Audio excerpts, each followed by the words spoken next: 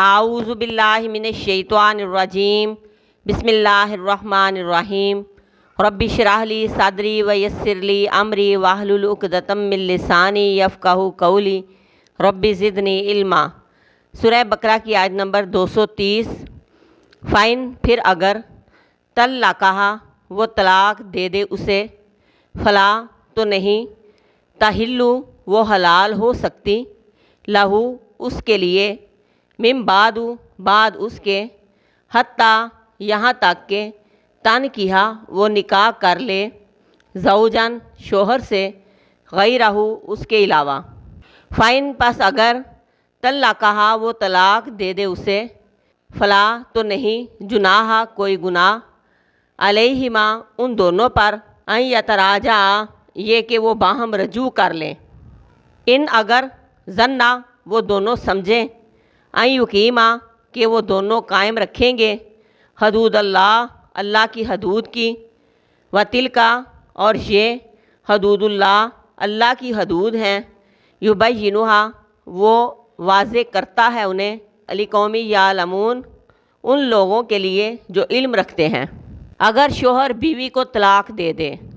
2 बार के बाद फिर तीसरी तलाक भी दे दे तो अब शोहर के लिए उसकी बीवी हलाल नहीं रही, सिर्फ़ एक सूरत में कि वो औरत इद्दत पूरी करने के बाद किसी दूसरे शख्स से निकाह करे और वो शख्स उसे अपनी मर्ज़ी से जब भी तलाक दे, या वो शख्स फौत हो जाए तो ऐसी औरत फिर अपने पहले शोहर के साथ निकाह कर सकती है।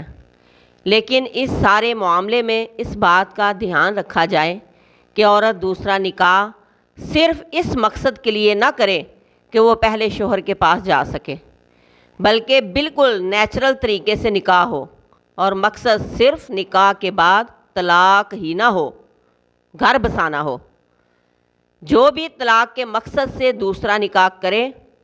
तो याद रखे कि हलाला करने वाले और करवाने वाले दोनों पर लानत की गई है। औरत को दूसरे मर्द से अगर तलाक हो गई या वो शख्स फौत हो गया तो ऐसी औरत अपने साबका शोहर से दोबारा निकाह कर सकती है, लेकिन इस सूरत में ये बात ज़हन में रखें कि वो एक दूसरे के हकूक़ व फ़राइज़ का भी ख्याल रख सकेंगे कि नहीं। अगर दोबारा फिर वही लड़ाई झगड़ा करना है तो फिर फ़ायदा कोई नहीं कि दोबारा फिर उधर ही निकाह किया जाए, यानी अगर सुधर जाएंगे तो फिर दोबारा निकाह करें। अगर एक दूसरे को समझ जाएंगे, एक दूसरे के साथ रह सकेंगे, उनका गुजारा हो सकेगा तो फिर दोबारा निकाह करें। अगर ऐसा नहीं हो सकता तो फिर कोई फ़ायदा नहीं कि दोबारा उधर ही निकाह करें। ये सब अल्लाह तबारक व तआला के कायदे और कानून हैं, उसकी हदूद हैं। उसने ये कायदे कानून और हदूद लोगों को बता दिए हैं, लेकिन जिनके पास इल्म नहीं, उनको पता नहीं, वो अपनी मर्ज़ी चलाते रहते हैं और अपनी जहालत में गलत काम कर कर के, गलत असूल अपना के, अपनी मन मर्जियाँ कर कर के